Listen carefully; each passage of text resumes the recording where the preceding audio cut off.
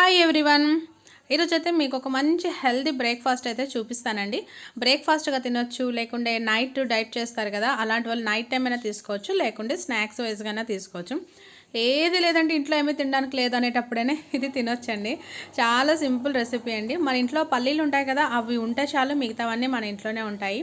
పల్లీలను అయితే నేను బాయిల్ చేసేసాను. దాంట్లో కొంచెం టమాటో, ఆనియన్స్, ఇంకా క్యారెట్ వేసేసి, బ్లాక్ పెప్పర్ ఉంటుంది కదండి, మిరియాలు అంటారు కదా, అవి నీట్గా పౌడర్లా చేసేసి, అదున్ను సాల్ట్ వేసేసి నీట్గా కలిపేసి అయితే తింటే హెల్త్కి చాలా మంచిదండి. అండ్ ఇది ఫ్యాట్ ఫ్రీ ఫుడ్ కూడాను. హెల్త్కి అయితే ఇది చాలా మంచిది.